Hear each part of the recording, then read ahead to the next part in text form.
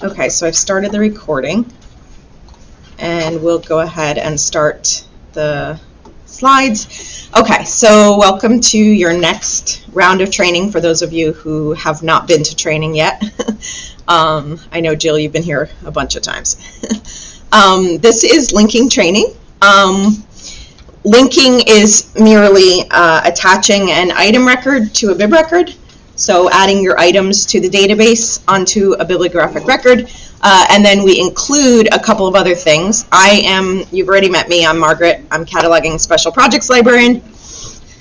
So we go over a bibliographic record, an item record, and then we go over item templates, which are ways you can link your item record to your bibliographic record more easily.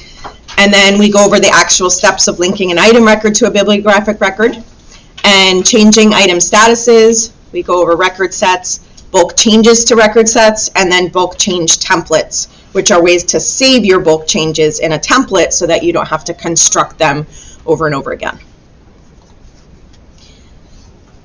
So if you were starting, going over this and playing around on test, you would go to that same URL that we've been telling you about so far. So I'm going to go there now and go to my handy dandy shortcut for Leap Test on the desktop. And we're going to log in using that same login we've been using all along so far, that SORA circ login. So SORA circ and capital B CCLS -07079. And that's what you can use to practice, or you can use, of course, your unique login, which you guys should have received by now. I think we've got everybody squared away. I'm going to leave the workstation selected as circ1 and continue. And here we are back to that Leap home screen. So the first thing we're going to go over is a bibliographic record. As you might have recalled, I have my example here, men are from Mars, women are from Venus. And if I scan the ISBN, it's not going to work because it's a keyword search. I'm going to go to my find tool. I'm going to change this to bibliographic record, and I'm going to change this to ISBN. And now it's going to work because that's a record with only the 10-digit ISBN present, not the 13-digit. Bless you. I'm going to open the bibliographic record, and we're going to go over what you see here, which we haven't done in the past classes. We haven't gone over that in detail. So we're starting from the top. You're going to see a little eye here that pops up when you hover over it, and it has some properties. If you click on the eye, now when I move my mouse, it doesn't go away.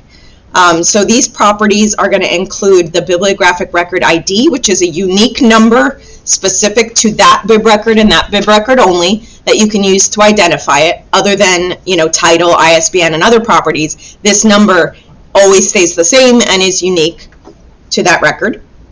The record status could be final, provisional, or deleted. In this case, it's final. So that means it's ready to link to, and it's not going to go away after we do our monthly purges.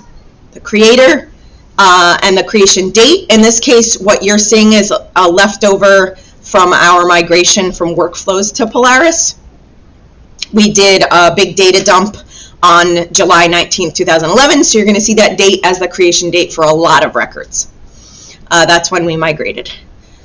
You're going to see the modifier and the modification date, the last time this record was touched in some way, some edit was made to some of the fields. That would be that last date of 2014. Then you're going to see, in some cases, an import or overlay date and an import file. That's going to be for anything after 2011, that data dump that we did. You're going to see when we imported it, because we do mark files, we import them regularly as catalogers over at the office. So you'll see different data here for newer records after 2011. Then you're going to see the first available date. That is the date that the first copy of an item attached to this bib record was made available. So this is item specific, but it's attached to the bib record as well. and it records when that bib record first became available for requesting based on what items were available attached to it. So that was back in 2001. That's data that did come through with our migration back then. So that's your Properties tab there. Then you have this top area that shows you the title, the author, again, that control number, that unique identifier, record status, the owner, which you're going to see the owner of all the bib records is going to be this Bergen County Cooperative Library System, except for if you come across any e-content. That's going to be owned by, I believe it's called like Buckles Digital Library or something like that. It's going to have the word digital in it. Otherwise, it's the Buckles system. Then you're going to see display in PAC. That shows whether or not this record displays in the online catalog. All our records should display in the online catalog except our uncatalogued records, which we'll talk about when we get to talking about periodicals. So this should always be checked for all other regular records. These two you don't need to worry about. Moving on down the screen, you're going to see this preview tab. It's still loading. What it's supposed to show eventually is what this record would look like in the PAC.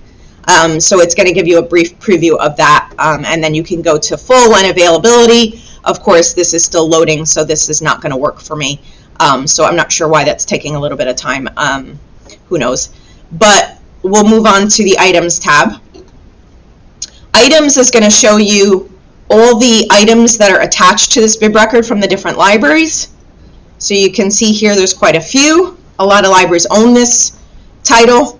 And it's going to have your assigned branch on the left, the collection, material type, shelf location, call number, status, barcode, last activity, record status, and control number. So all of those are item-specific details. We're going to get to item details in a minute, but this is just a list of all those items that are attached to the bib record. You have a new item field here, but there's one up here as well, so really you can use either one when you're adding an item. We'll get there a little bit later. Next, you have your mark view.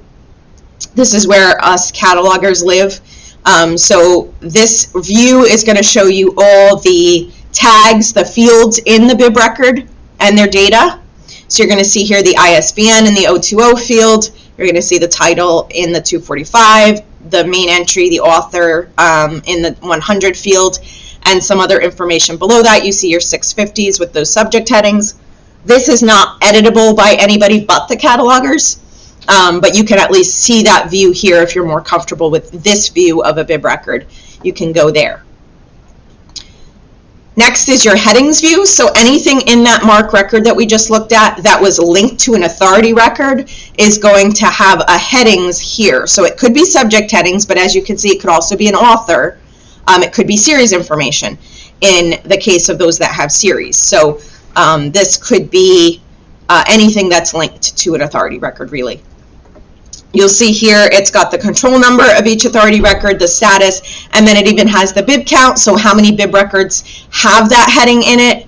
A see also count, a name, subject, and series column. You don't have to worry about too much of that because you guys aren't going to deal with authority records here.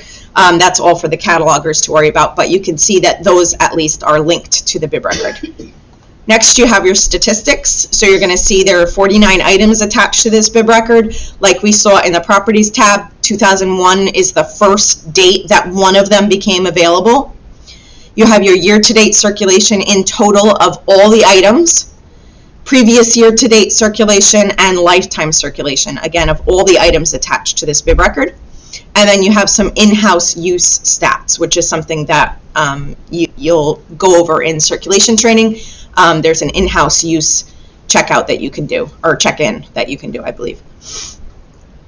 Next, we have record sets. So this bib record is in two record sets in our system.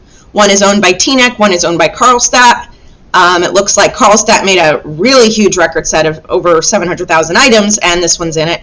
And TNEC, I guess, was discarding something, so they made a bib record set of this. Of course, you can't discard bib records unless you're a cataloger, so I'm not sure why it's a bib record set. It should be an item record set, but either way, they, for some reason, made this record set, and there it is. The information's here listed, total records creation date, and note, all is there. Resources is going to be blank for us, so we don't need to worry about it. And then at the top here, you have your save button. That's never going to be an issue for you because you're never going to be able to make changes to a bib record as regular library staff. Only the catalogers can, so you're never going to see the save button activated. Next, you have actions. You can place a hold on this bib record. We're going to go over holds later. You can create an item. We're going to do that today.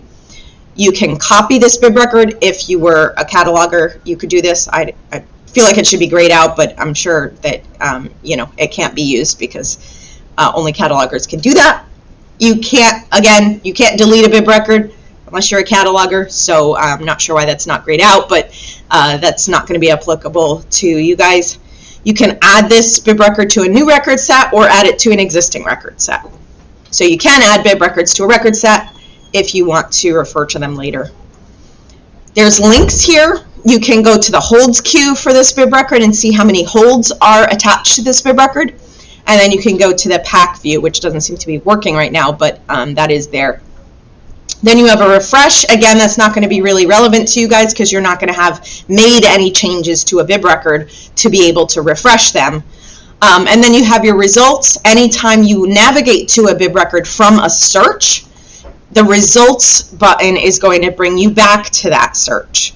So if I go back to the record, again, you're going to see this results here, which is a nice way to get back to your results rather than just closing the bib record, which closes it entirely and your search.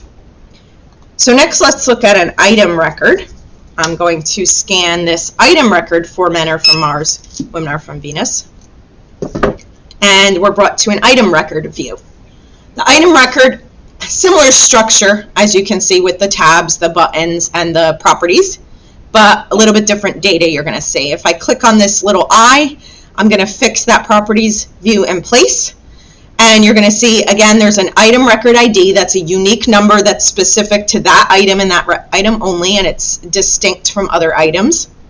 You're going to also see a barcode, which is also typically a distinct field. You can't have two barcodes the same when you're linking.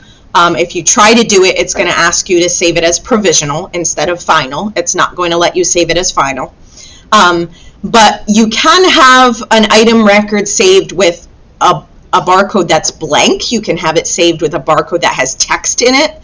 We don't have barcode validation in our system, unfortunately, so you can really type anything in for a barcode. So just be aware you can mis-scan barcodes when you're linking, and you won't necessarily catch it unless you're really paying attention. So the barcodes typically should be 14 digits, and then they start with the library's 5-digit prefix. The record status, again, would be final, provisional, or deleted. In this case, it's final. The creator is going to be whoever linked that item, but in this case, this existed when we did our migration, so it just says Polaris exec. The creation date was preserved from when we did the migration, so it does give us that original date of 1997. And then the modifier is going to be the last person that made a change to this item record. And that was from the days of our shared login, so it's not going to be a person's name, it's just Allendale Circ, which is similar to your login here that I'm using, SORA Circ. That's the way we used to structure the logins. Any recent changes you'll see will have people's names there. So you'll be able to tell exactly who made a modification. And then you have your modification date, and then you have your first available date. So this is the first available moment, which you'll notice matches the creation date.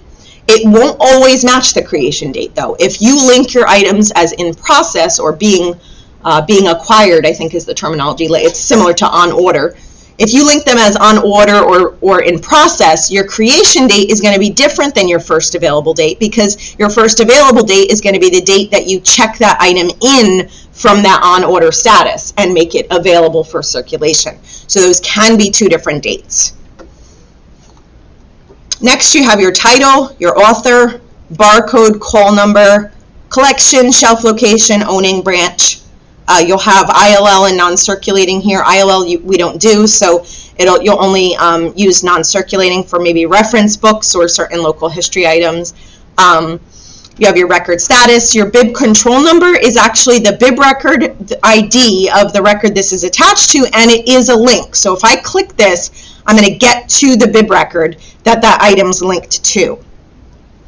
I have parent item. I'm not sure how that, I've seen that from time to time. I'm not sure how that works exactly. It may be when you copy one item record from another item record when linking, when you have multiple copies, it may create it as a parent item. I've never actually gotten that to happen for myself, so I'm not sure. You have your assigned branch, and then you have a couple of other fields. Display and pack should not be accessible because all items linked should display and pack. We dictate whether something displays in the pack or not from the bib record level, not from the item record level. And there are certain statuses that are automatically suppressed from the pack, like stuff that's missing or lost or being repaired. So you don't have to worry about undisplaying it, so to speak, from the pack. It automatically does that when it's in those statuses. So this should not be touched. I don't even believe you can edit it here. And then you have your issue control number. Those are specific to, I believe, the serials module, so you don't need to worry about those. We don't have that module. Then you have price, which it's not entered here, but you would be able to enter the exact price of the item when you're linking. And then that would display here. And then you have your circulation status. Is this available? Yes, it is. And when was it last active, or some change was made to it last? That was on 2019. Now we can go to see specifically what that activity was by going to this circulation tab here. From left to right, though, we start with details, and I will point out that the fact that this circulation tab is open right now is dictated by those settings that Will and Luke talked about in the last training. Those settings have work form defaults included, so they will tell you which tab you want to default to be open when you open an item record, and in this case it's clearly the circulation tab. But I'll start here from details and go from left to right. The details tab is going to give you some parameters about the item record. So you have your barcode, you have your owning branch, and just to be so you're aware, this is grayed out because we're logged in as South Orange. We cannot change another library's item record. So this is Allendale's item. We're not allowed to change it. We can only make one edit to another library's item record, and you'll see that in a little bit. So this is grayed out for us now, but if this was a South Orange item, this would not be grayed out, of course. So you have barcode, owning branch, assigned branch. You have that bib control number that it's attached to again. You have your collection, shelf location, price, non-circulating. Temporary location is not really used by library. I've never seen anyone use that, so I'm not sure what that's even for. Circulation status, display and pack, material type, loan period, renewal limit, stat code, fine code. Home branch should match your assigned branch because we don't do floating collections, so we wouldn't have a home branch and then a separate assigned branch here. And then you have your call number scheme, your prefix, class, cutter, suffix, volume, copy, and name of piece I've never seen really used either, so I'm not sure what that would be for. And then you have your hold specifications, that if something is loanable outside the system, I've always seen that checked, even though we don't do ILL outside the system in LEAP. And then this is for borrow by mail specifically. So if you don't do borrow by mail, you don't need to worry about that. And then you have holdable, whether or not it's holdable, if it's reference or local history or something like that.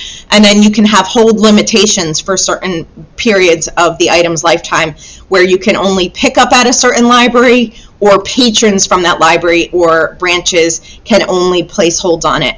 Or I've never seen preferred borrowers. We don't have preferred borrowers, so that's not applicable either. So one thing I want you to take away from this is, if you're used to your own linking structure here, you're going to notice that there are a lot more parameters present here that you have to choose from than you would have in the past.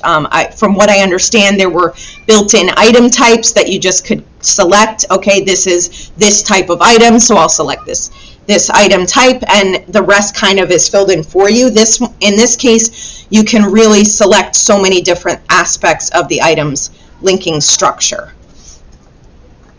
Next, you have your circulation tab. You have things like if it's checked out, you'll have the due date, the renewals that were taken, the renewal limits total, the last renewal date, the last location. So it was checked in at Allendale on March 4th, 2019. And that's why you see this last circulation status date at the top of March 4th, 2019. You can even see the workstation. It was their right circulation machine, and it was the Allendale Circ user. Again, those shared users are going to be present in a lot of your circulation history for a while. If it was checked out, you would see the current borrower, and it would be a link to their account. You would see the loaning branch. If it was on hold, you would see who it was on hold for, where it was being held. This would be a link to that patron's account. Last use, this is a link to that patron's account. This is the last person that had it out. I'll click their account and it brings up their account here so that I can access it. The loaning branch of that last user and the circ date that they checked it out. So it was checked out on January 30th last. You could see checkout date and original due date if it is checked out at the moment.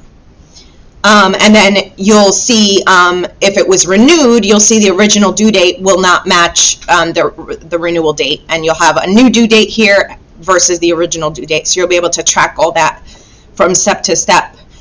You'll have your in-transit information, so you can see that since this was checked out by someone in Tenafly, they then had to send it in transit back to Allendale.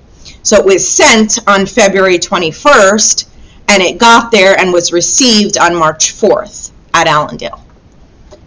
Next, you have your blocks and notes tab. This is the only tab that you're going to be able to edit when it's not your item.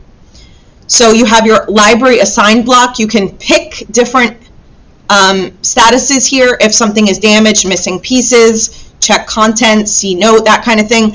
A lot of times you'll see damaged being used, and libraries use this to alert each other about damage that they notice on an item. So this you would be able to edit. Excuse me, if you catch some damage that came across the item and you received it damaged from the library, you would be able to note that here. And we'll talk about that a little bit more in circulation training when we talk about how to mark damaged items. But this is the only field you'd be able to edit as another library that doesn't own this item.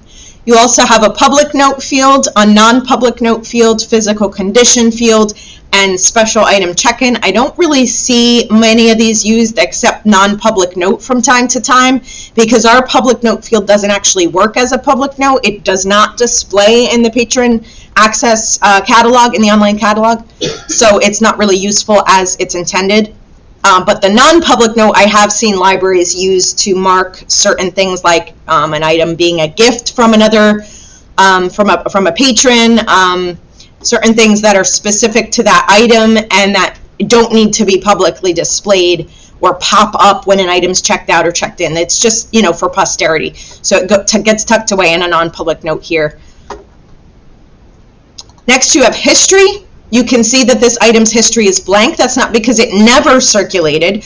Obviously, we did see that circulation statistics that it did circulate back in 2019. But this history tracks the last 425 days specifically of history. So you'll only see this history here if you need circulation statistics that aren't available to you in the history or the circulation tab.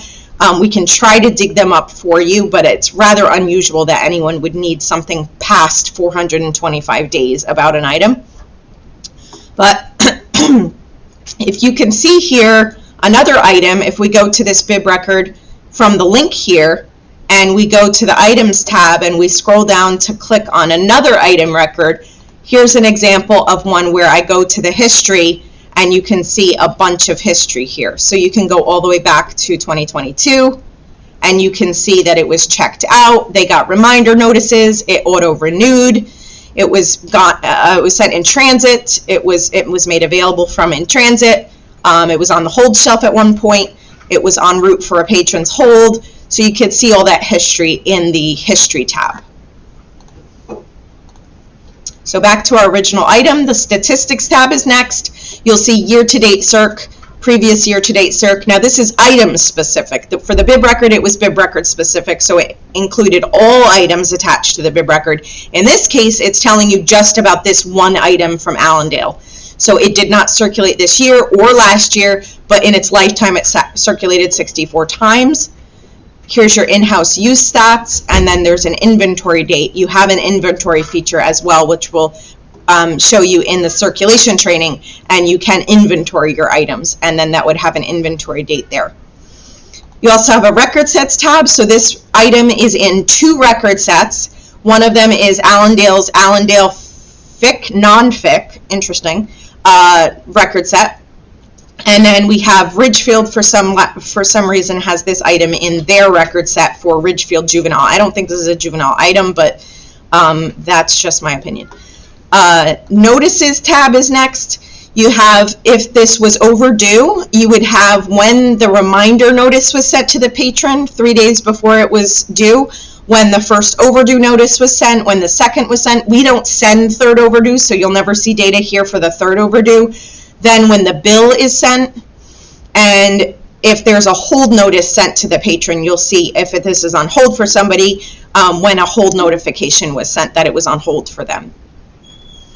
Source and donor, you really won't find much here that's useful to you, because this is usually populated from the acquisitions module, which we don't have in Polaris, but there's 2 fields here that you want to pay attention to. The first available date, which is the first date this was made available, not to be confused with the creation date, which is the first day you linked it. The first available date is what we go by when you're looking at your resource sharing policy, which we'll talk about when you're looking at how long you've made this available to your own patrons only, or limited it to pick up at your library only. We go by that first available date, and we count the 3 months from that date, not from the creation date. Then you have your price. If you had entered a price for this item, that would be here. So really, there's not much that's useful in this area, but you want to remember that that first available date is here in source and donor. At the top, you have your save button. That's only going to be activated when you've made a change to the bib record, and then you need to save it. Then you have your actions. You can check in this item, which we never recommend you do from an item record like this. We always recommend you scan in the item to check it in. That way, if you've linked something and you made an error in the barcode, like I said, we don't have barcode validation. So if you made an extra number, an extra letter, or something like that, and you did something wrong, you're not going to catch that if you do a sort of a shortcut check in here. You're going to only catch it if you go to scan that item and check it in, and you get an error saying this barcode doesn't exist. Then you'll know you entered the barcode wrong somehow. So we never recommend you use this check in here in the Actions tab. We always recommend you actually check an item in by scanning the barcode. You do have your place hold button here, though. You can place a hold on this item record, but we're going to get into holds training at the last session. You can copy an item record if you have multiple copies that you're linking and you want to just make a copy of it and change only whatever specific details you need to change, if any, of its linking. But if you have multiple copies, that's an easy way to do them pretty quickly. Then you can delete an item record. Of course, you can only delete it if it's your item record. If you delete an item record, it's going to offer you, it's grayed out now, but if you delete this item, it's going to offer you an undelete option. Excuse me, if you made a mistake and you need to undelete it. But once you've deleted it, if it stays deleted for more than a month, we at the Buckles office, at the end of each month, we purge deleted items and withdrawn items. So that will disappear if it's left deleted for long enough. You have print label if you use the label manager in your utilities menu here, and you can print a label for this item. Obviously, you don't need to print labels as a one-off. You can use the label manager to print a bunch of labels at once. but you can look into how to do that in the Polaris Help Topics. We don't actually train on Label Manager because only a few libraries are using it. They opted to use it on their own. You can add this to a new record set, or you can add it to an existing record set, and then you have your links. You can link to the holds queue for this. I believe it's the bib record, though. It's not gonna, we don't have separate holds queues for item records. They're attached to the bib records holds queue. So you're gonna get the whole holds queue for the whole bib record that this is attached to. And then you have your refresh. If you made any changes, you can refresh, and the screen will update those changes that you've made. And then you can close. Okay. Before we get into item linking, we're going to next cover item templates.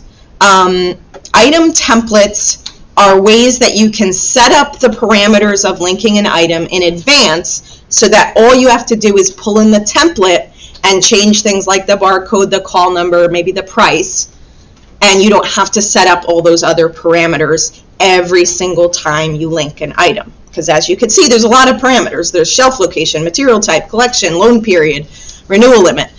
You don't want to have to set those up each time. So we use item templates when linking, and unfortunately Polaris has not provided item templates for us yet in LEAP. So we do have to go over now to the client. The client is available on these two computers, and you can set up your item templates from these. So we're going to go over here to the Polaris client just for templates and only templates. We're not going to touch it for anything else. So over here we have the test version of the Polaris client. I do recommend that once we're done training, since October 1st is coming up faster than we might like, that you do get started on setting up these templates for your library in, not in test, in the live production version of Polaris, so that you're ready to start linking your new items as they come up after we do your data import. So I'm going to link, log in as SORA Circ again, capital BCCLS -07079, and it's going to bring me to the Polaris client.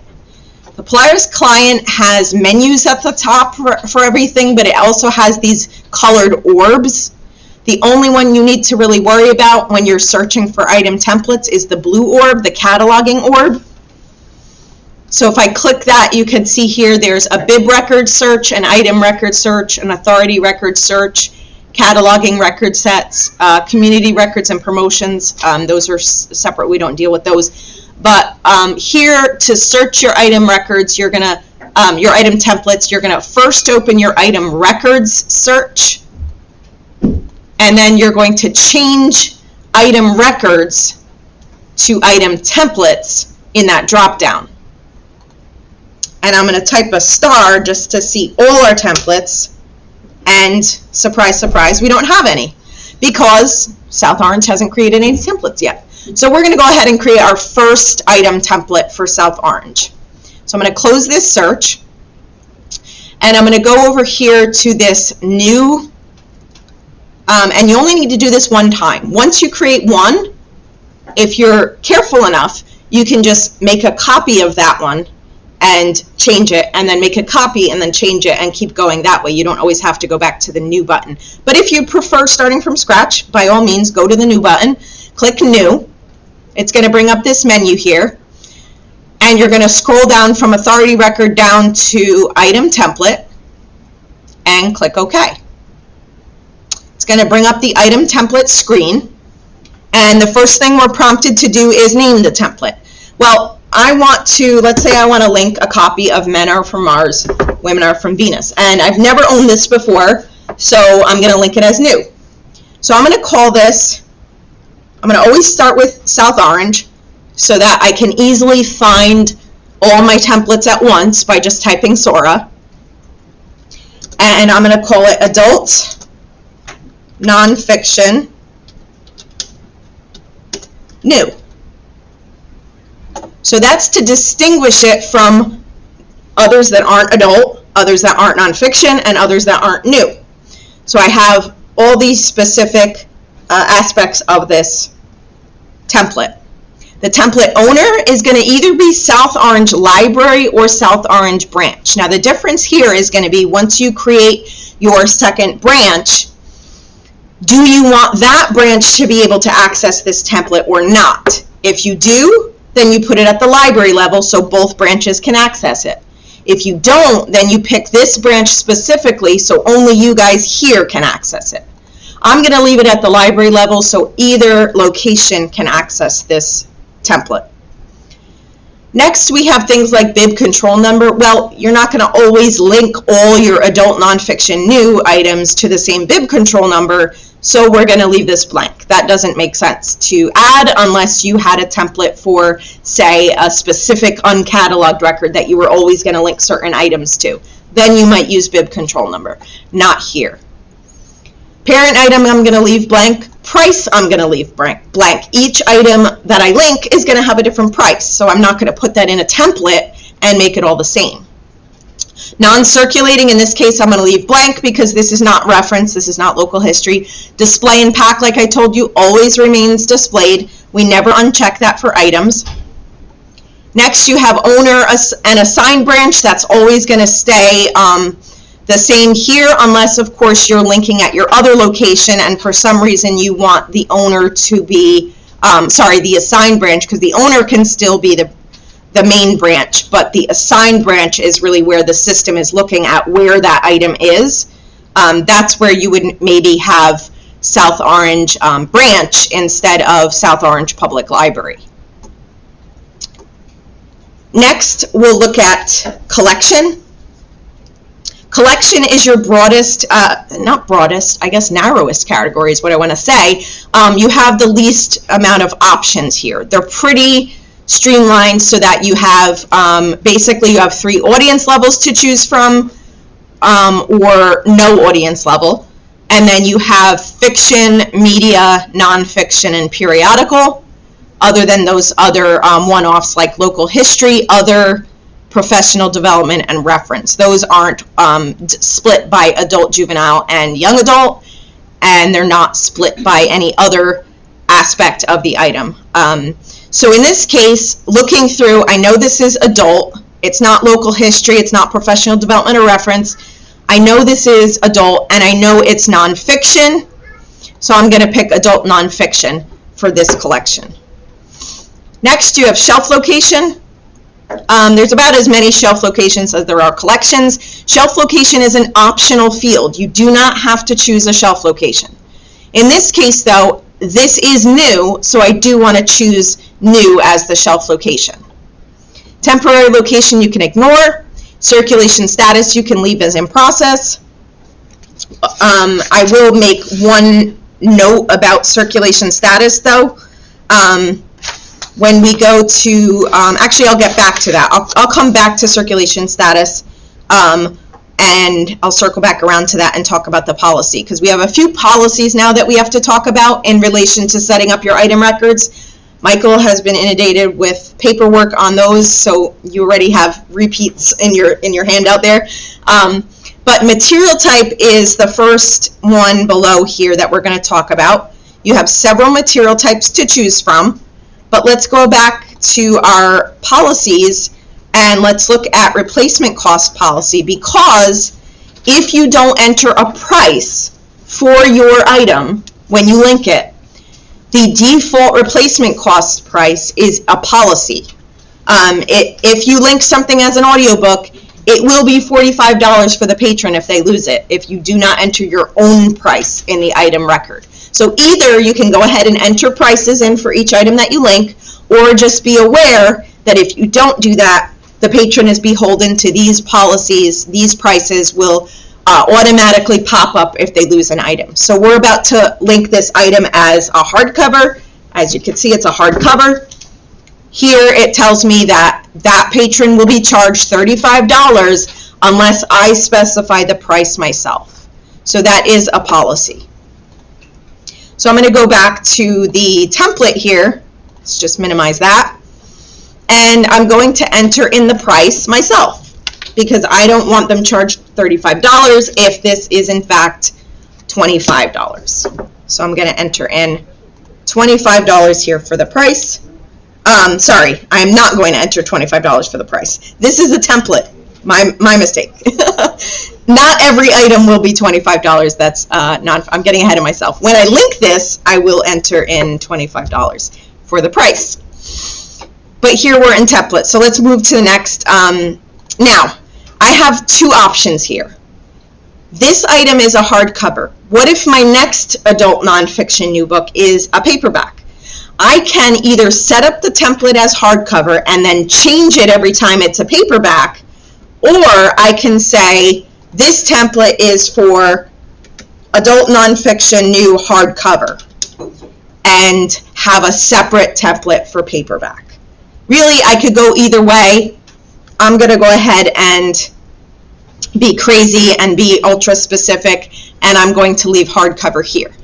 Don't worry, this is only in test. You guys can do whatever you want for your own templates. But I'm going to say I'm going to have a separate template for paperbacks for those items separately. So this is my hardcover template, so I'm making it hardcover.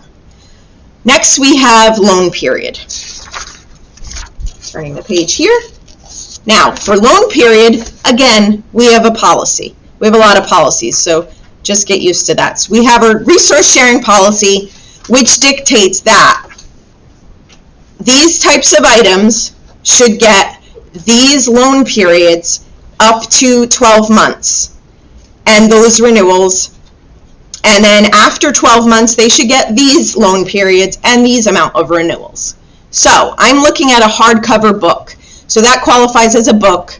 So up to 12 months, I can give it 14 days. I cannot give it 7 days.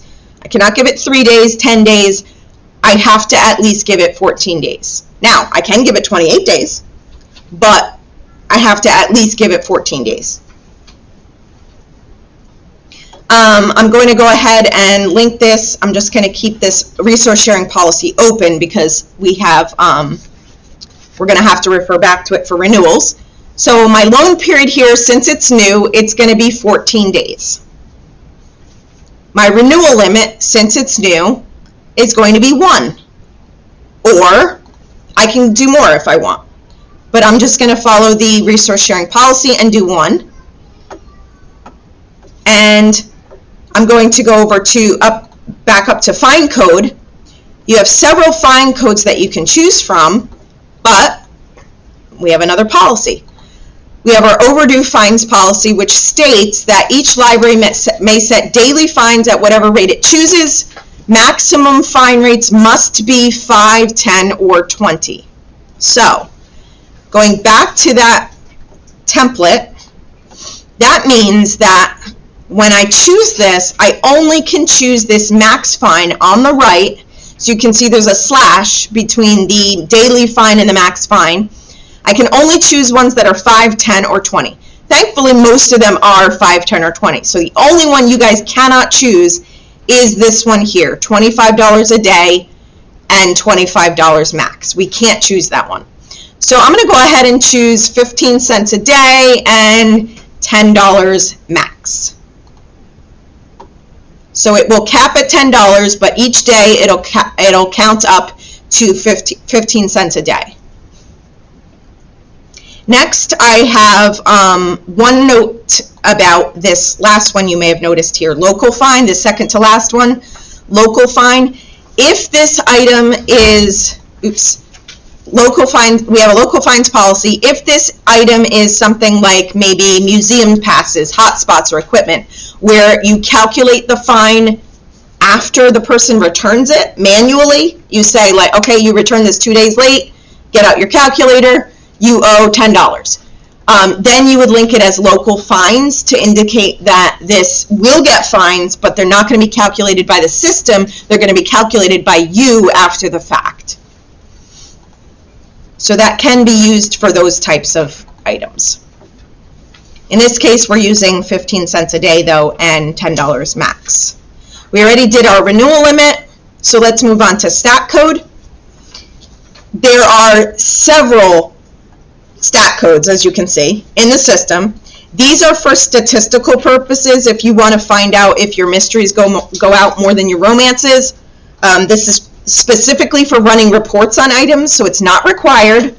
but it's certainly optional if you want to drill down your items to more specific categories. So in this case, I could say that this is about relationships, and I could say this is a template for relationship books, but now I'm getting really specific, and this is really something that I should choose at the item level, not at the template level.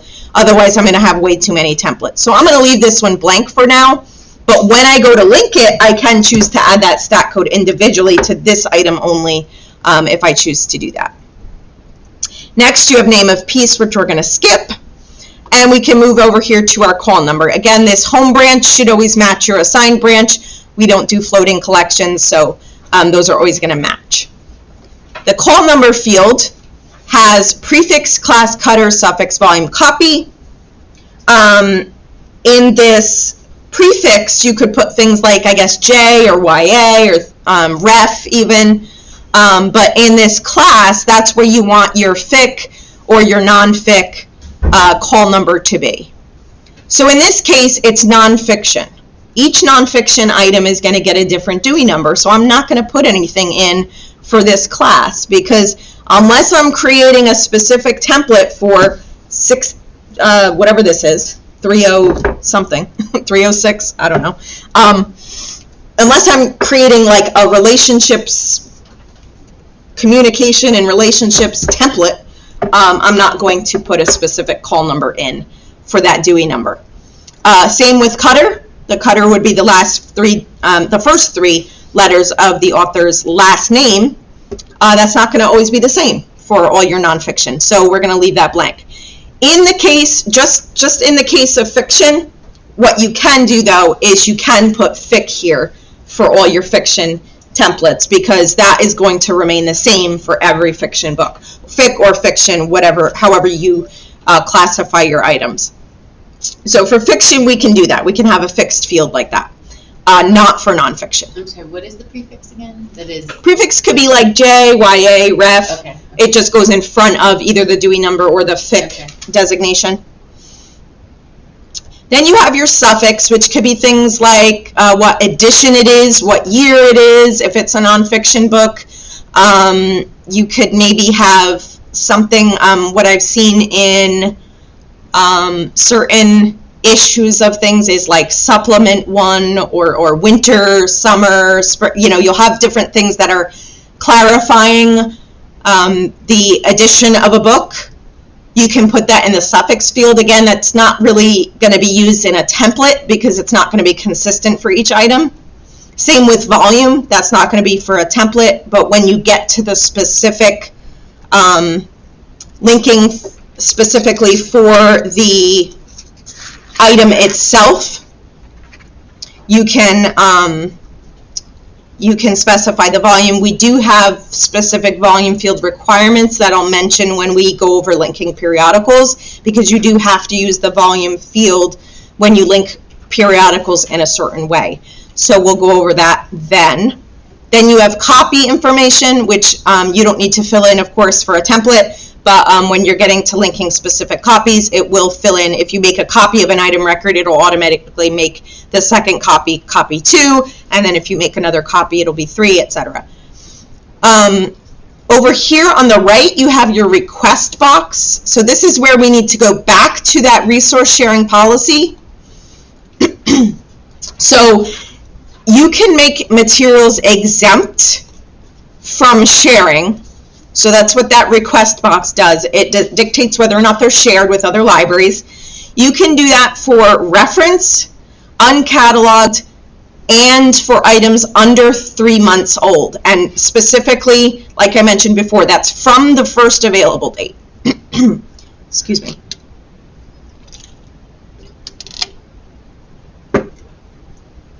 So that's not from the creation date, the date that you first link it. It's from that date when you first scan it in at check-in to being available to circulate. From that date, you can keep it for your items, for your patrons only, or for pickup at your library only, or both, for 3 months. After that date, you do have to open it up for sharing, and you can only restrict it from sharing after that date if it's reference or uncatalogued, or for 3 months at a time for summer reading or holiday materials. So during the summer, you might have summer reading. For June, July, and August, you might want to keep materials only for your patrons because you have your students coming in from school.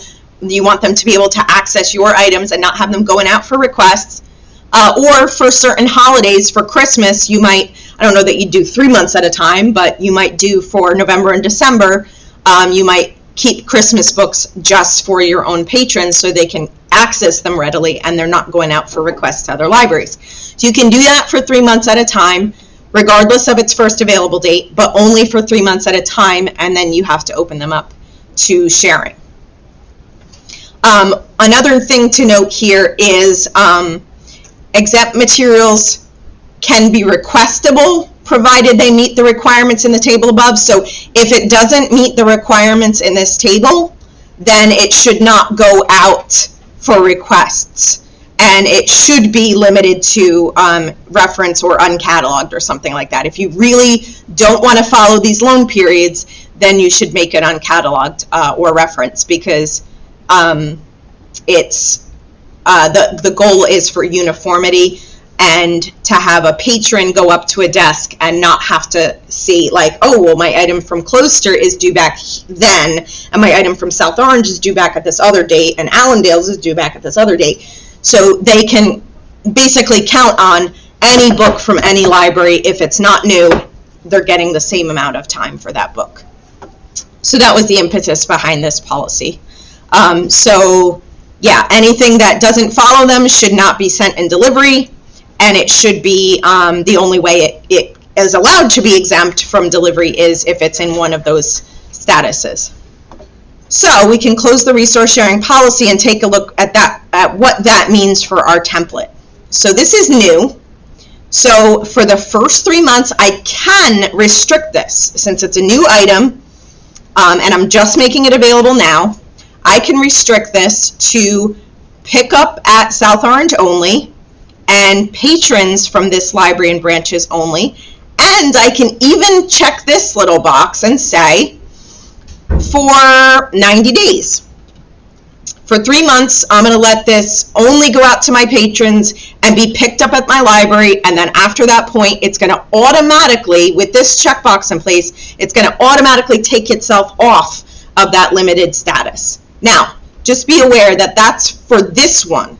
The pickup at is not for 90 days only. It's just for this one here, patrons from this library and branches. So you would have to manually change this aspect of the item record after 3 months. And that's where we get into bulk changes, which we'll talk about later.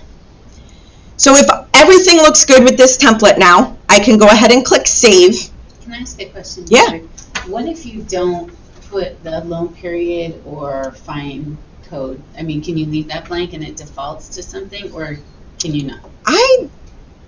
This is not the place where I'd find out, but if I go to link something, I may find that loan period is required and I can't even save the item record without it. It may be. We can find that out when we get there. I can't quite recall if loan period or any of those are required.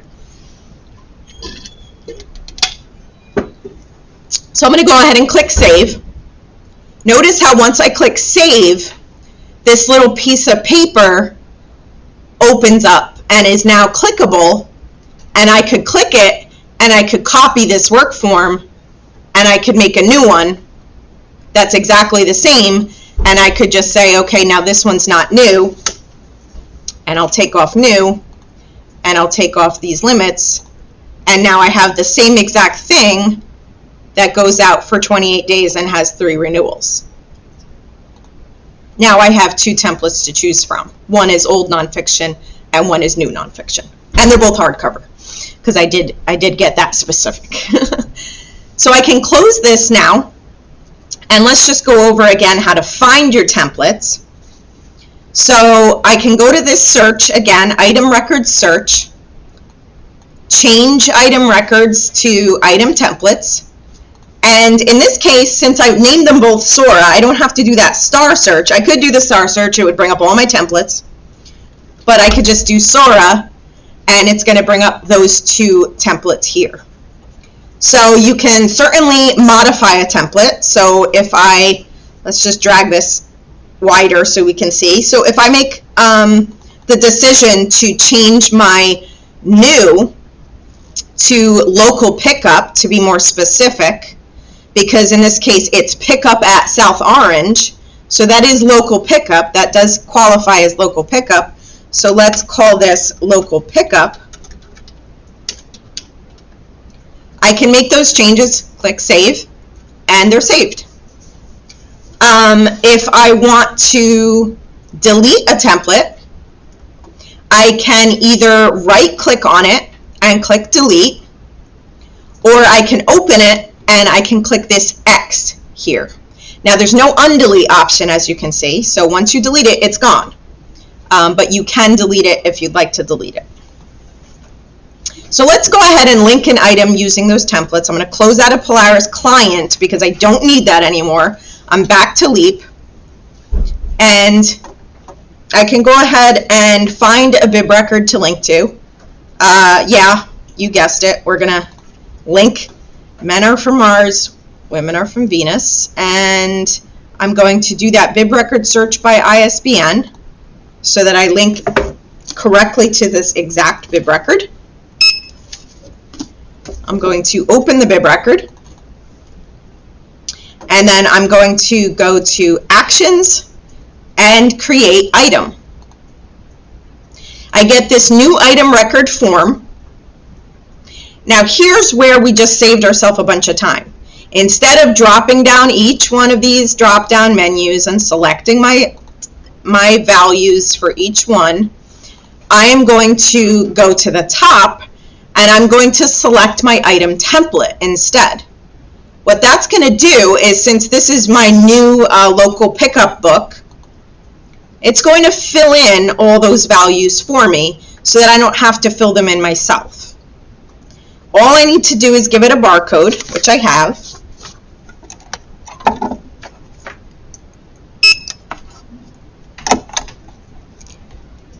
And give it a call number.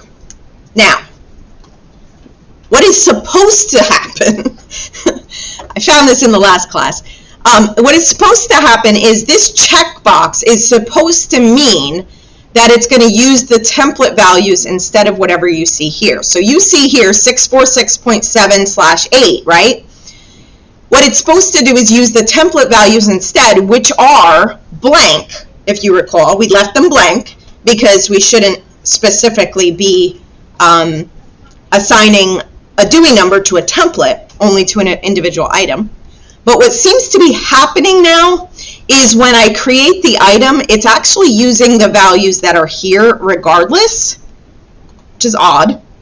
So I'm going to go ahead and type in, I'm going to remove that slash, and I'm going to type in my cutter as GRA for Gray, John Gray, and that's going to be my call number.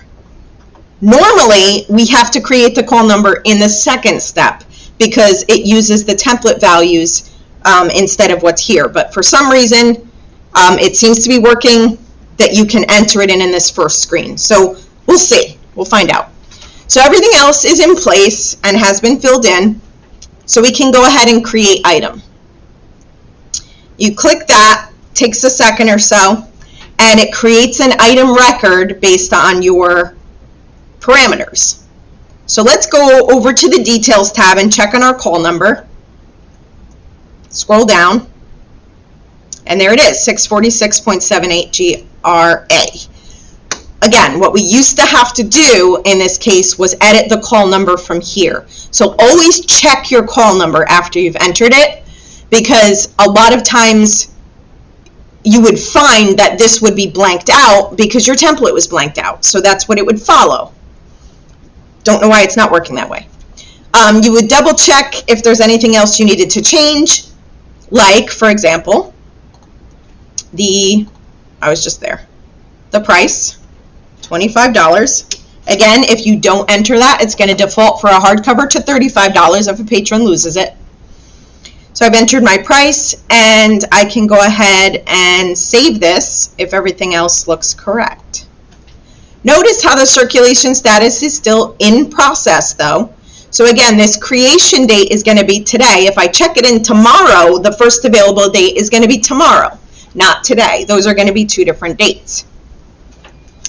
I want to make one note about linking items that is in our policies. For linking items, we do have a policy about linking, barcoding and linking multi-piece items. Items that have more than one piece must be linked as one item and must have only one barcode. What does that mean? Well, if you have a TV series that's split up by discs, you can't link each disc separately. You have to have all the pieces linked as one. If you have an audiobook that has a part 1 and a part 2, but they have one ISBN and they're cataloged as one in one bib record, one barcode, and they need to be either rubber banded together or Velcroed together or taped together or whatever, and they have to have one barcode and be linked as one item. So that is a policy, and we often run into that and have to email libraries about that one. So that's our linking items policy. We also, I did skip through that a little too fast, we also do have a recommendation, again, not a policy, a recommendation in this same policy for barcode placement. So what the committee wanted to try to do was make it easier on people when scanning items in and checking items out to find barcodes, because libraries would hide them in all sorts of places. You have no idea, or maybe you do have an idea. You would have to like turn a few pages to find it sometimes because they didn't want to cover up some like map that was in the front lining, or so they would like put it several pages in, or it would be like on the side and on an inner flap. All types of places. So they came up with this barcode placement recommendation, but the problem was that there were too many libraries that just weren't ready to follow this, so they did have to leave it as a recommendation, and it is not a policy. So you do not need to follow this. It is just helpful for other libraries if we're all consistent. So there's your recommendation. Other than that, we have I think covered everything for an item record. What we need to do now is make this available, because we have linked it and we've saved it, but now we need it to go from in process to available. So let's go, even though we haven't gotten circulation training yet, let's go ahead and do one thing that has to do with circulation, and let's go ahead and check in this item record. So to make this available, I do need to check it in.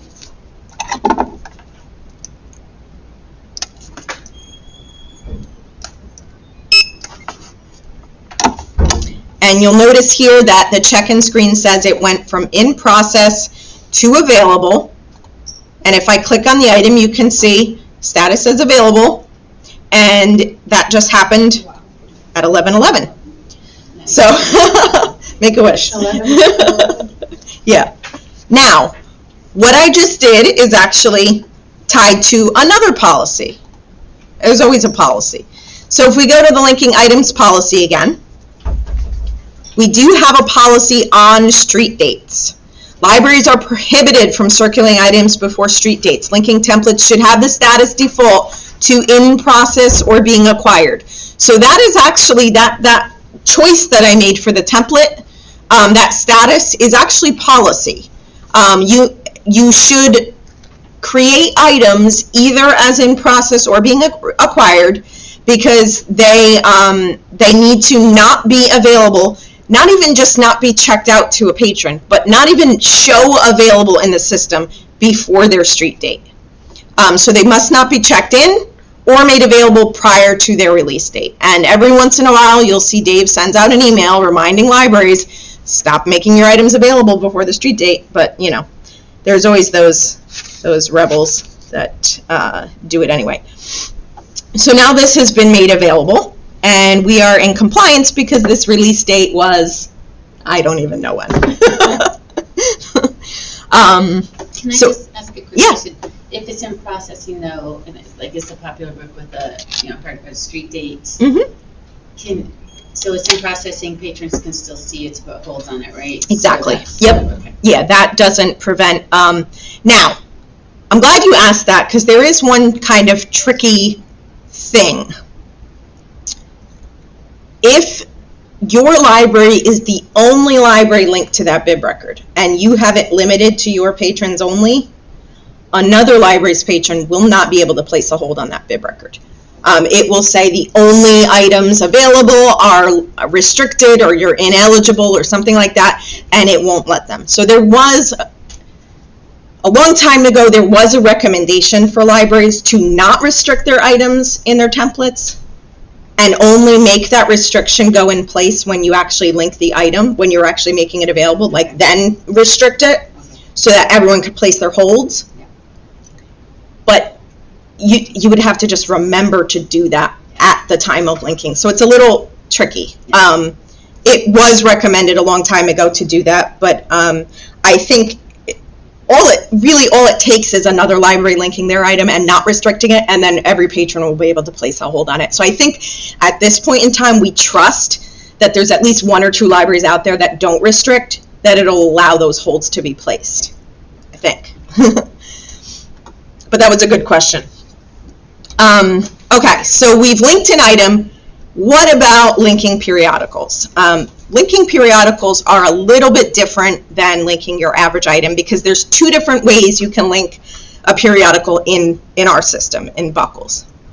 So depending on whether or not you want to share your periodicals with other libraries and send them in the delivery system is going to be how you choose to link your periodicals. So one way to do it, if we go to the Find tool and go to bib records and go to, let's pick, I always pick this one as an example, Family Handyman. For some reason it comes up very readily as it's like the second on the list as a periodical, so I can see it right here. So if we pick Family Handyman, that's our periodical. I'm not sure why it's not highlighting. Yeah, it's glitching. I've got this music, but you can still open it. You can? Yeah. Okay. So if we pick Family Handyman and we go to items, I'll just show you the differences with what libraries have done.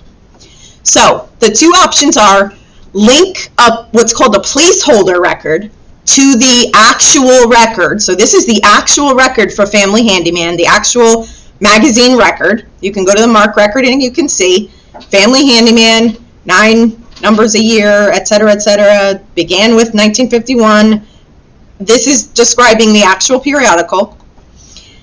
You can link a placeholder that says how many issues you keep in your library. So current year for Bergenfield, current 6 months for Allendale.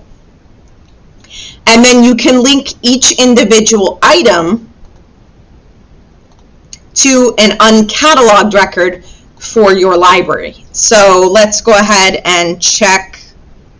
I don't think we created one for you guys yet. You would need to let us know if you need one, and we'll create one.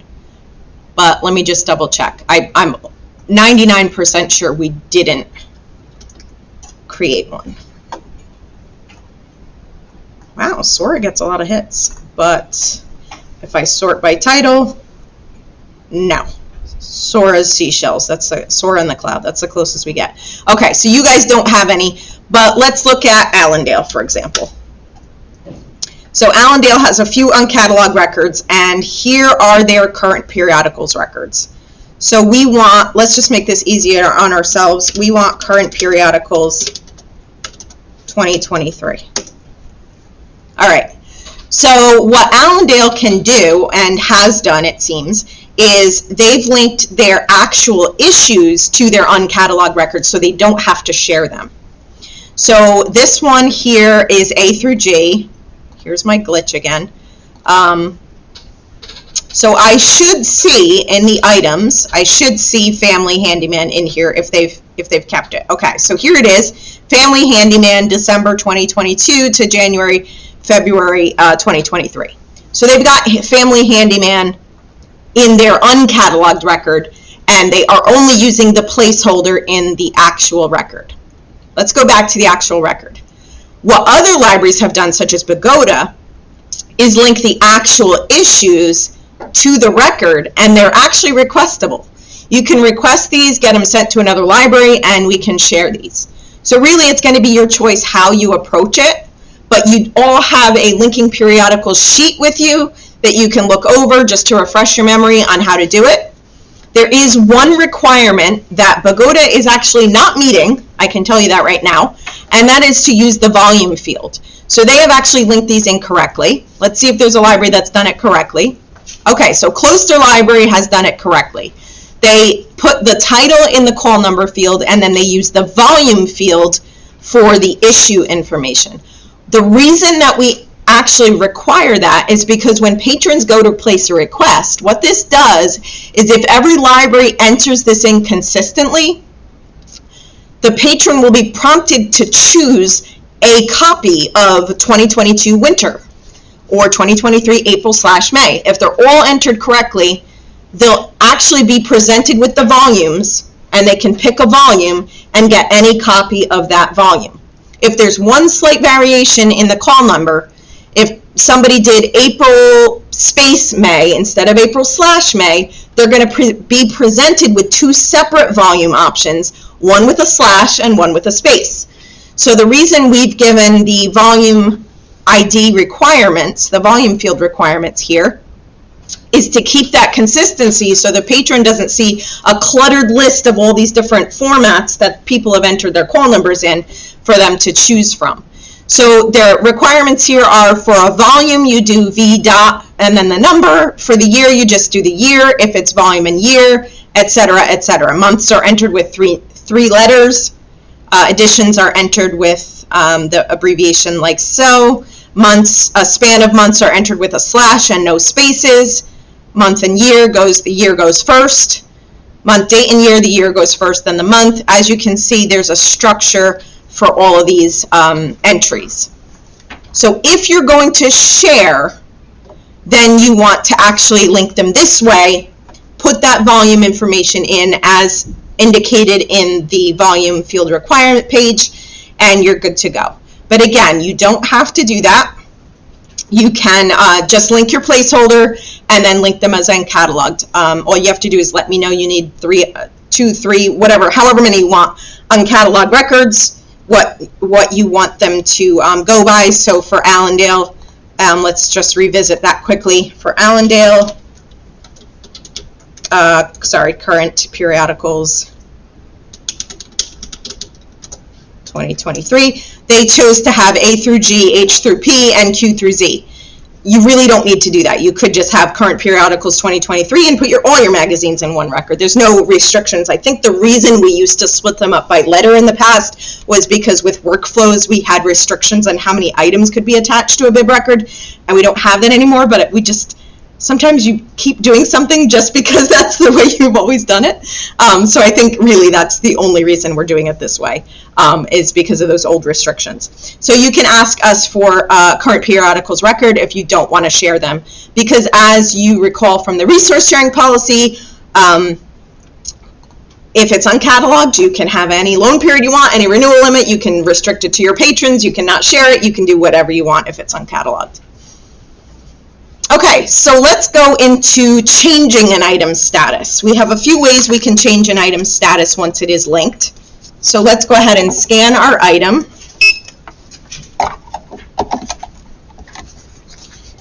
Here we are at our item we just linked, and we can change a few things in this item record. So let's go through a few possible changes you might want to do. Let's go to the Details tab. So here's one option. Maybe I want to put this on a display. I'm going to go here to Shelf Location. I'm going to change this to Display, and I'm going to click Save. One thing to note about Display is if someone checks this item out from your display and returns it, that status stays display. So you have to either put it back on the display and keep an eye out for that when you check it in, or you have to regularly do searches for display items that might have made it to the regular shelves, because this does not clear upon check-in, this display status. So I'm going to change that back to local pickup and save. So, sorry. So, yep. But the temporary location, is that, I mean, could you say, is that for like if you have 6 display sections in your library, you would put which one, or is that for? I mean, you more of could, a- again, I don't think that's gonna clear when you check it in, so you might need to manually edit it. Or is that more but- for like a building location? I don't know. I don't think so. The thing is, I don't see people using it, so I can't really comment on its Okay. usefulness, but, yeah, it's not a drop, it's typed text. So, anything you type is really viable, I think. Okay. Use it as you see fit, I would All say. right. Yeah. So another option you have here is to change the circulation status. You have a few options here. I have seen a library use bindery, but I don't see it often. I think it's only one library that I've ever seen use it. So I wouldn't recommend using bindery unless that's just your preference and it really makes more sense to you. What I do see libraries use is being repaired. So you can change something from available to being repaired if you notice that it's damaged. You can click save and that will save it as being repaired. Of course, we have a policy that we have to go back to, so let's go to the damaged, incomplete, and mislinked materials policy. And if we scroll down to repairable items, we see the policy says that items waiting for repair or replacement should be given the status being repaired by the owning library. So that is a policy. If you are going to fix something, and it's not like you're not running in the back room to like tape something and then running right back out. If it's going to sit at any point on a shelf for being repaired, you're going to mark it being repaired as per policy. And I just realized this says incompleted. Oops. Going back to the circulation status, you can also mark something missing if you can't find it. So you can mark something missing and click save, and it will save it as circulation status missing. And we also have a policy about that. Why not? If you go to the missing items policy, it says when you can't locate an item, you should mark it missing. Missing items will be cleared if they're found and checked in. So unlike display, if you find a missing item, all you have to do is check it in and it clears that missing status. You don't need to actually open the item record and change it from missing to available. A simple check-in will do the trick. You can also mark something withdrawn. If you choose to remove it from your collection, you can mark it withdrawn. I'll click save. Now this is withdrawn. And we have not a policy, but we have a guide for you. Rather than marking items individually as withdrawn, one by one, you can go, once we do our reports training, you can attend reports training and you can find out how to do reports like this. This is your Dusty Book Report Guide, and it tells you how to run a report for things that haven't circulated in a specific amount of time, and save the results as a record set so that you can withdraw them in bulk rather than doing it individually. You certainly can do it individually. Like I showed you, you can just drop it down, mark it withdrawn, and you're done. But you do want to make your life easier if you're doing a whole collection by running a report and making a record set. Can I ask you a question? Yeah. Why would I make it withdrawn instead of just deleting it? There is a report that you get of your withdrawn items. If you care at all about those statistics, which maybe you don't, but you would mark it withdrawn, and then I would delete it a month later. So it's really up to you whether you want those statistics or not. If you mark it deleted, I'm gonna purge it a month later anyway. So really, it's up to you. It can be a little confusing for other libraries to see your item as available but deleted. It's a little harder to catch that it's been deleted than when it's withdrawn. But it is a column, like when you're looking in the item view here, and you see available, your eye doesn't always go over here to record status to see, oh, it's deleted. You see available and you think available. So it's still up to you, but it's just a process our libraries have been used to do withdrawn and then let us delete it the next month. With the idea of withdrawn, we do, of course, have more policies.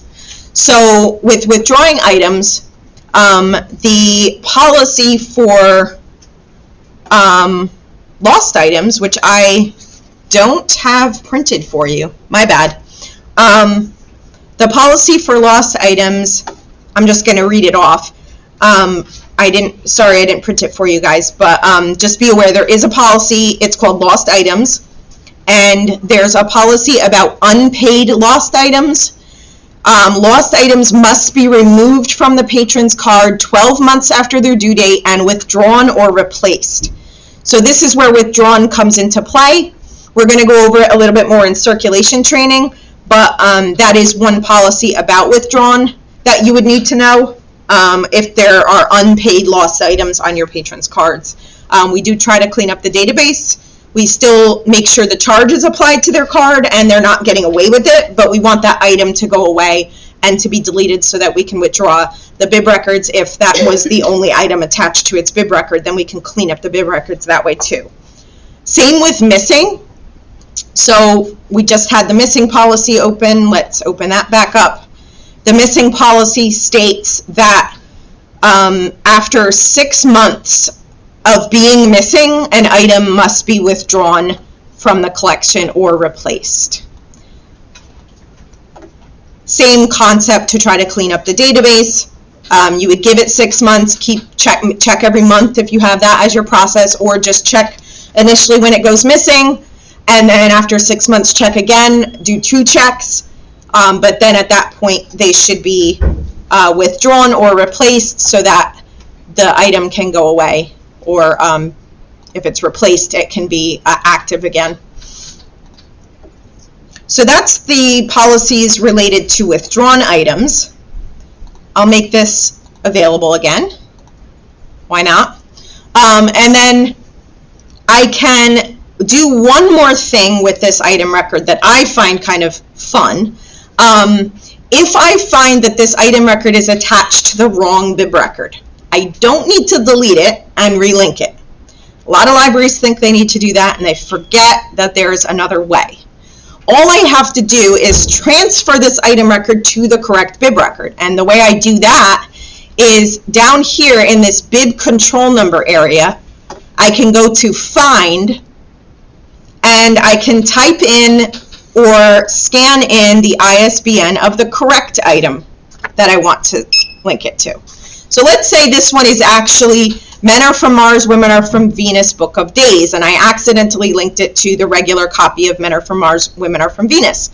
All I have to do is find the bib record using that find tool, double click it, and you see here it changes the cover art to the new copy, and it fills in that new bib control number. I can click save, and now I've successfully transferred that item to its correct bib record. I can see here, click on the bib record, click on items, and there's my South Orange item next to the Maywood item. Last but not least, I can go ahead now and delete this item record by clicking delete. It'll ask you if you want to continue. It'll warn you that you're about to delete it, and you can click continue. Now, if I refresh, notice how this says final at the moment, but if I refresh it, now it's going to say deleted. It still shows available, but it shows deleted in the record status. So you do have to be aware to check that record status as well, otherwise you might think this is actually available. Now to permanently delete this, I can either wait for Buckles to delete it the next month, or I can go here and click on the item record and go to actions, and if I were to undelete it, it would go back to normal. But I can delete it permanently here by clicking delete again, and now when I click refresh, it's totally gone from our system. But all the usage stats and all that still are retained, right? So we want to look at our circ stats. It's still, those are still in the stats, even though if something's was permanently deleted. Not if it's permanently deleted, it's not there anymore. Okay. But that's why if you get the withdrawn before deleted, you get a number of how many withdrawn you have, you still have those stats for a brief time frame, and then they're finally deleted and then they're gone. I mean, I think that we can access them on the back end because the transaction tables in our database are still there. Okay. I don't believe the transaction tables go away. It would probably just have a null value for like the control number or something. Okay. But so it wouldn't be very easy to find the data because it wasn't attached to an item anymore. But I don't find many cases where you're deleting items so much that you're losing circulation data that you needed. Because you get your monthly circ reports, you can print them, you can save them, you can have them at the time, and then later on when the item gets deleted, you've already recorded those stats and what you need from them, usually. Yeah. So now let's move on to record sets. So we're going to create a couple of record sets, bib record sets and item record sets, and then we're going to go over doing bulk changes to the record sets. So I'm going to go ahead and click the Find tool, and I want to do first a bib record set of all recent computer books, because I want to look them over and see if there's any that I want to purchase that I don't already own. So I'm going to go ahead and go to bib record, and I'm going to limit my search to the subject computers. Oops. And I'm going to go over here to the filter, and I'm going to add the condition that the publication date should be greater than or equal to 2023, because we are already getting things with a 2024 publication date, believe it or not. So I'm going to apply that filter, and I'm going to do my search.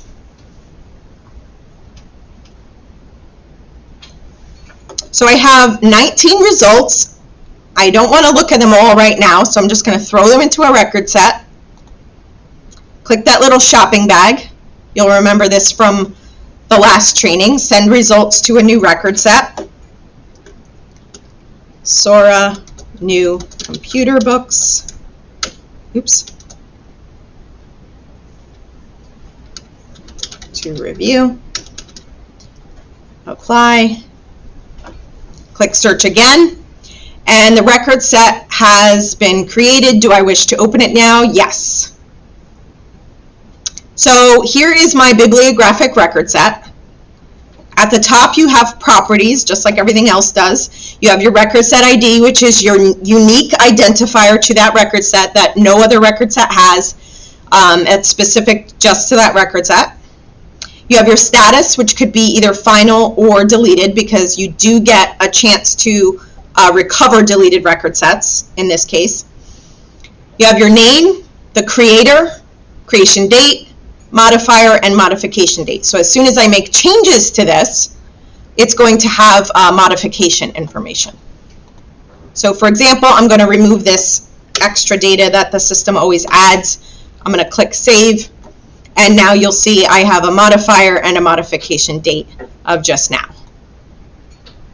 So here you have your name, your owner.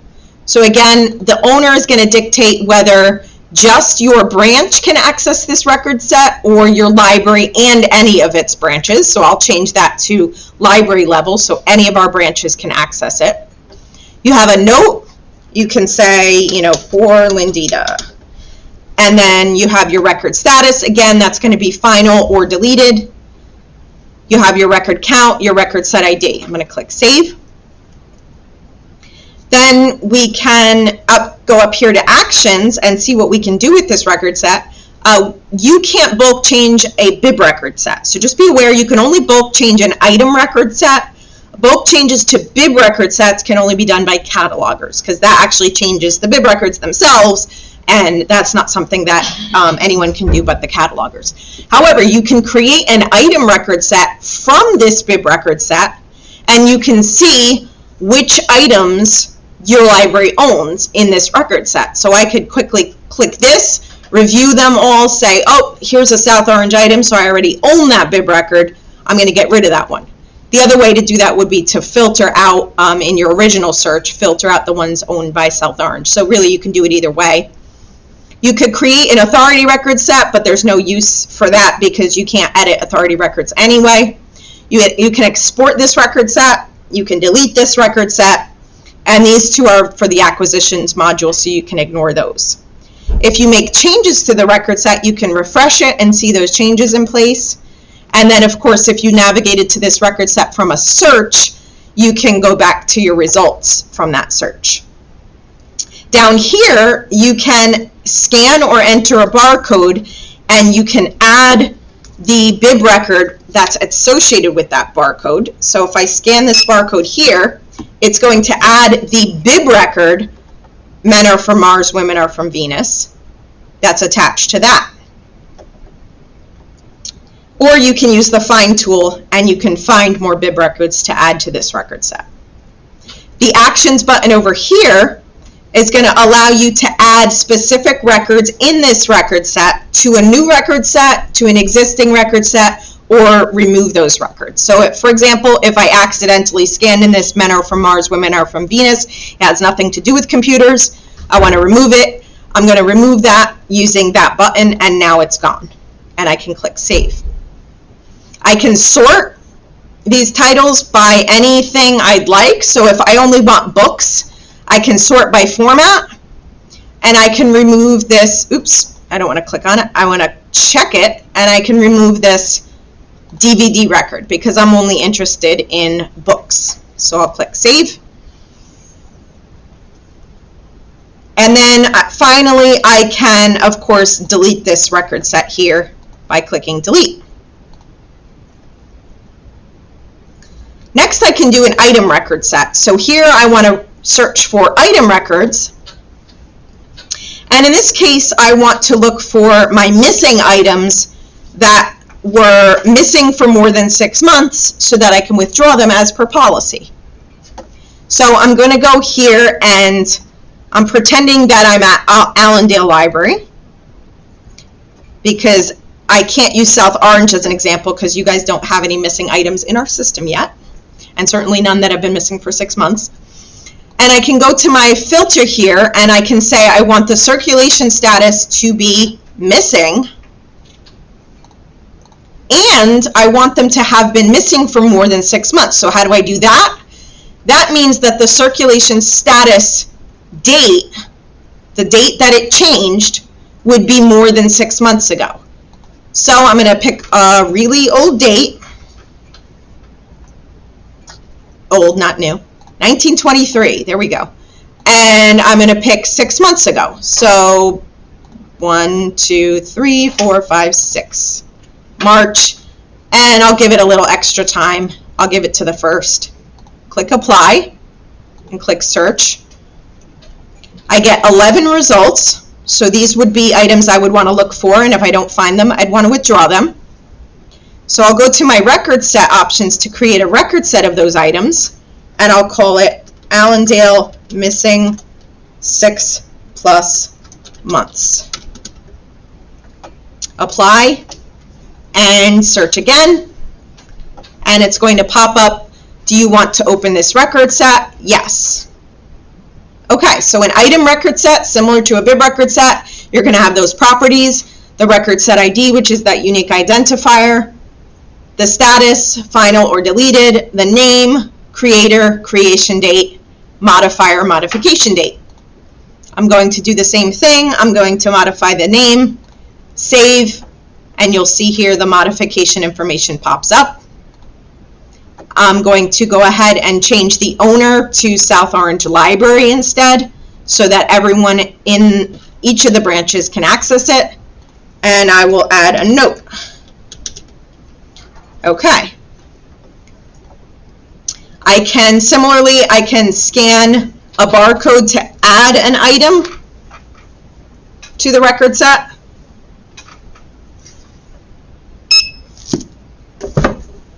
And it adds it there. Now, again, this is an item record, so this is scanning in the item record to the record set, not the bib record this time.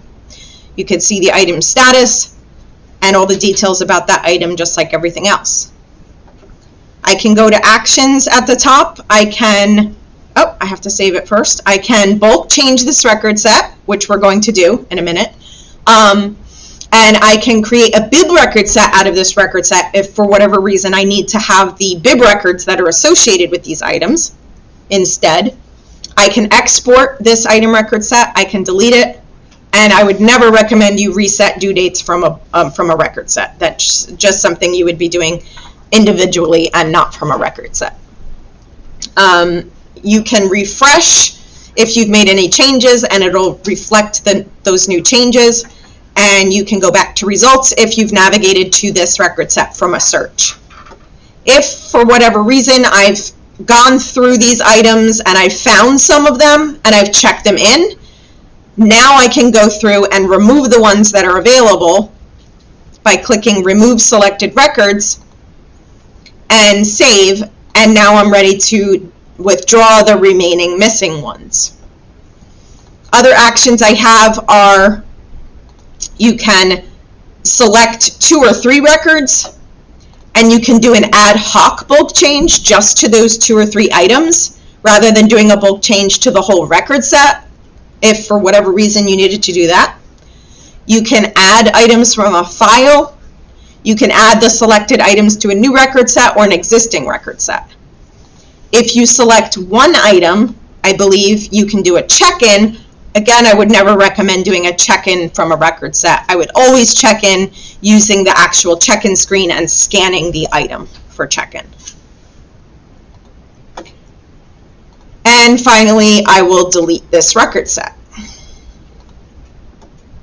Okay, so let's do a bulk change. Why would you do a bulk change? Well, the main reason that you can do, main 2 reasons I would say that you do bulk changes usually is to change items from new or local pickup to being available, change their loan periods to 28 days, their renewals to 3, whatever other changes you make to new items. So new items are one reason to do a bulk change, and the other would be to withdraw items.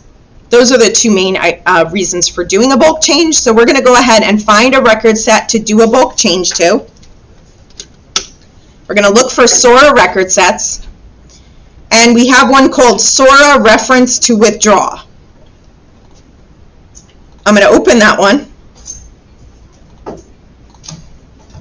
And I'm going to see here we have several reference items in this record set. And let's just say these items haven't been touched for a long time and we're going to get rid of them.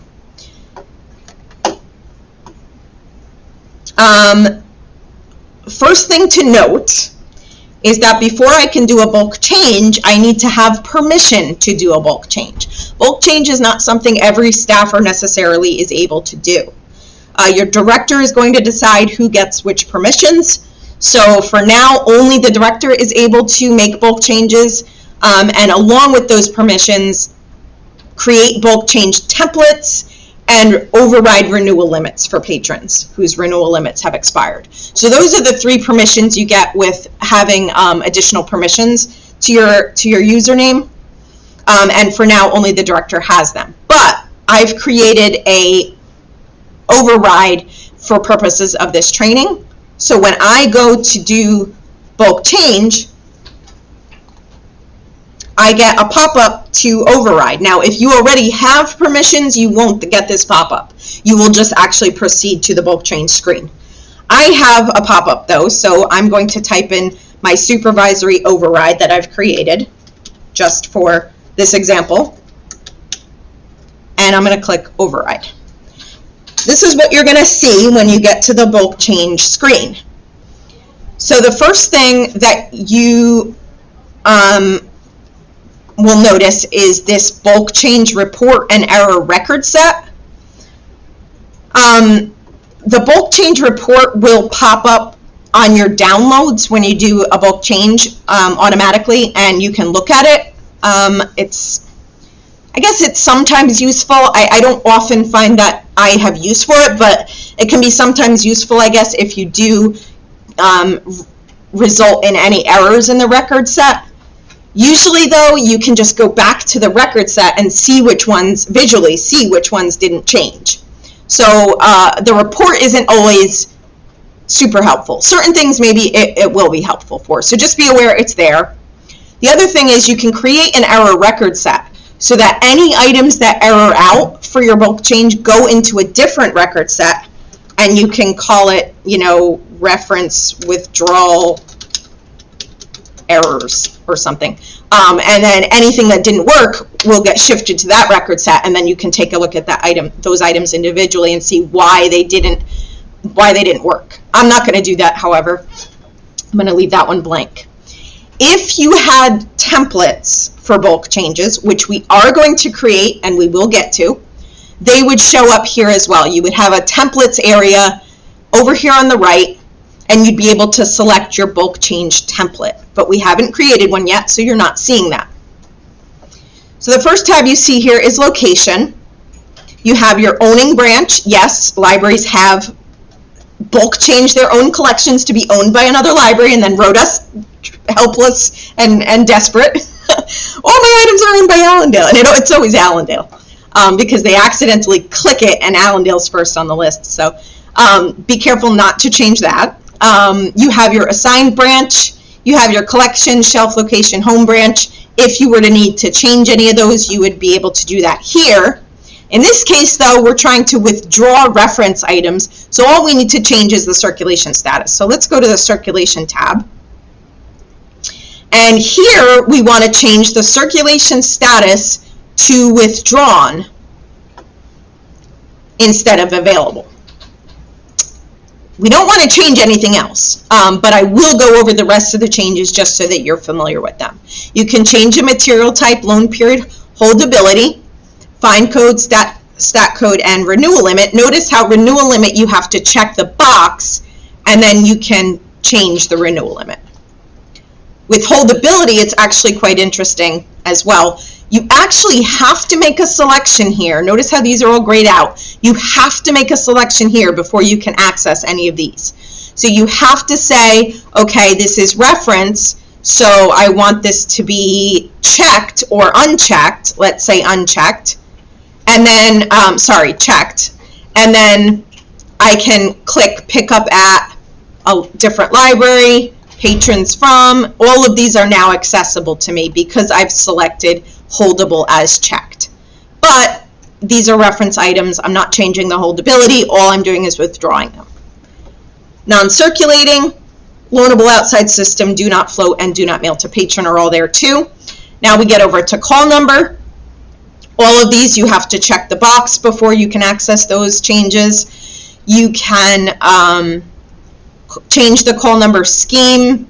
We all use Dewey Decimal, and I've only ever seen Dewey Decimal used, so for everything, so I wouldn't worry about that. Then you have prefix, class, cutter, suffix, volume, copy, and then this use call number fields from bib record if they're present. Blocks and notes, you can add free text blocks. You have options with them. You can replace, append, or prepend those notes to any existing ones.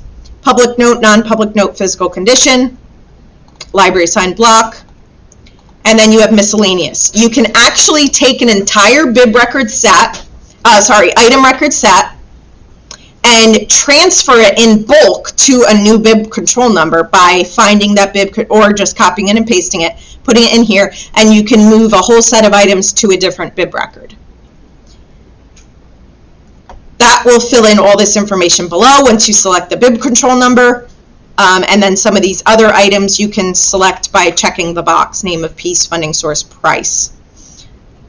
Item barcodes, I have never used this. I'm guessing you can just switch the barcodes on all of the items in the record set to these new barcodes. You probably have to have exactly the same number of barcodes as you have in your record set, and they'll assign them in order. I wouldn't mess around with doing that kind of thing. So now we've selected withdrawn. We've made any selections we need to make. That's actually the only one. And we can go ahead and click update items. It will warn us that it's attempting to change 12 item records.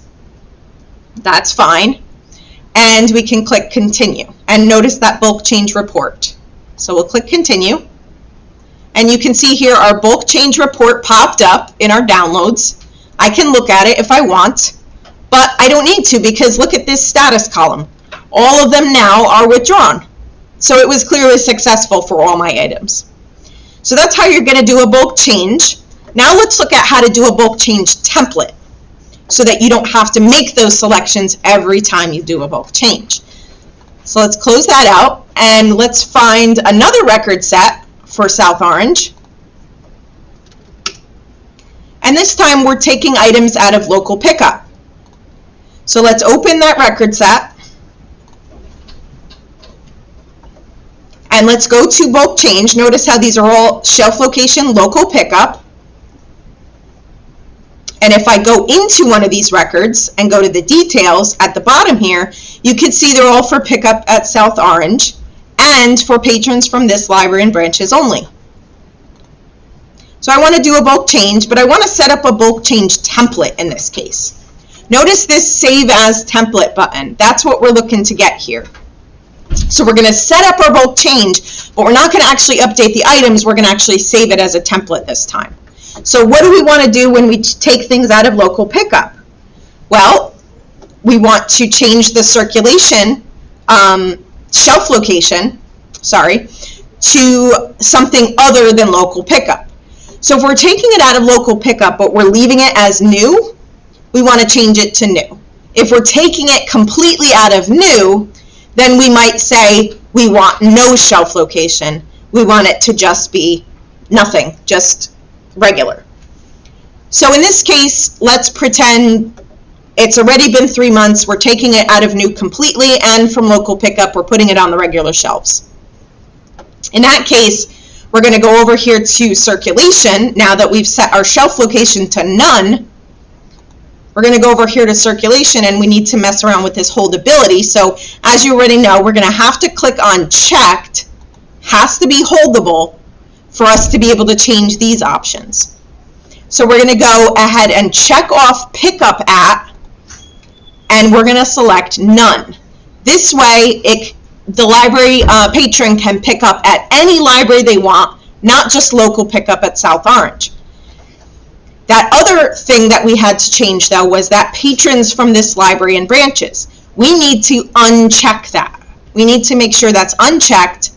And just to be ultra thorough, I'm going to make sure that patrons from this branch only is also unchecked. This way we know this is absolutely going to be requestable by anyone from anywhere. So I'm not going to go ahead in this case and update items. I'm going to go ahead and save it as a template. And the reason I'm able to do this is because I already typed in that permission override. Not everyone can do, like I said before, not everyone can do the bulk change templates or do bulk changes or save bulk change templates. So this is because I have that override entered in. I'm going to name this bulk change template. So I'm going to call it SORA Take Out of Local Pickup.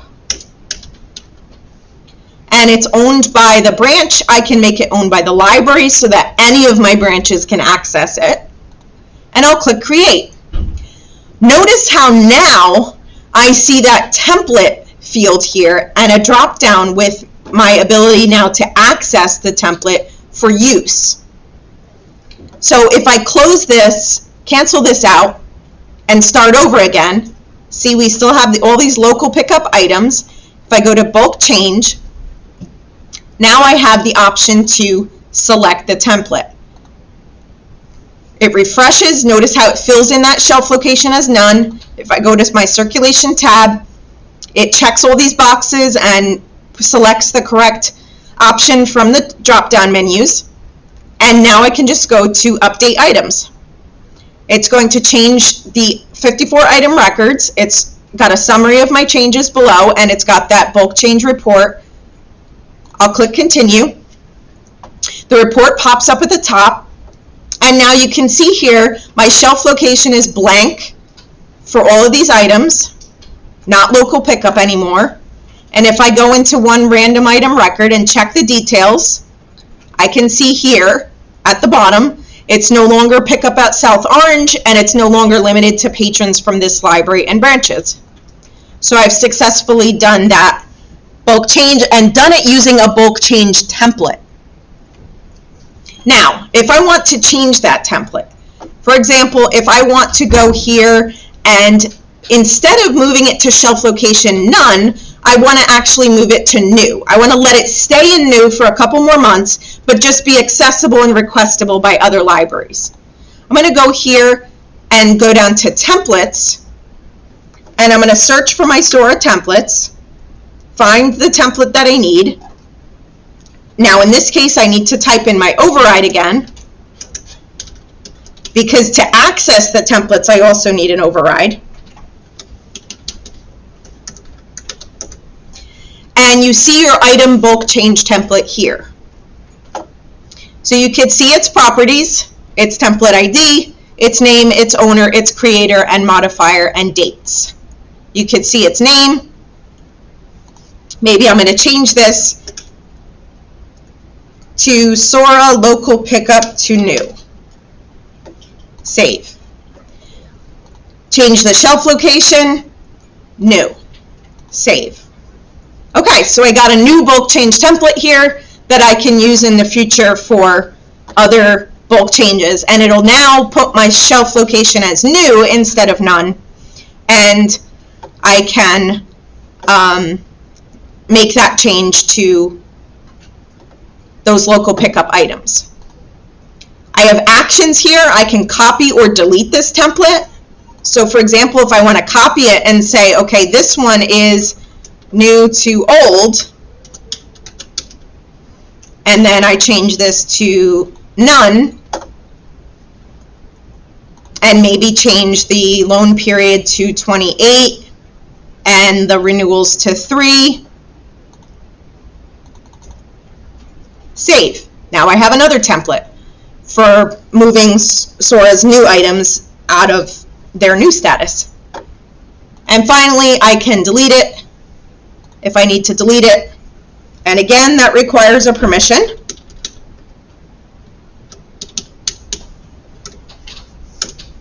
And once I enter my permission, it's been deleted successfully. And I only have my one template left, local pickup to new. And I can close. So that is everything I have for linking. Any questions? It's a lot, I know. So I do recommend getting your template set up as soon as possible, because you will be linking before you know it. Any items that you add after we do our big data dump should be added into Polaris as well. So you'll need templates for those. And then we're going to do the patron services training on Monday, and you guys will be ready to add any new patrons after we do that data dump. You can add any new patrons that register with your library. So you'll be all set for those steps. It's a lot. Yeah, it is a lot. Thank you. You're welcome.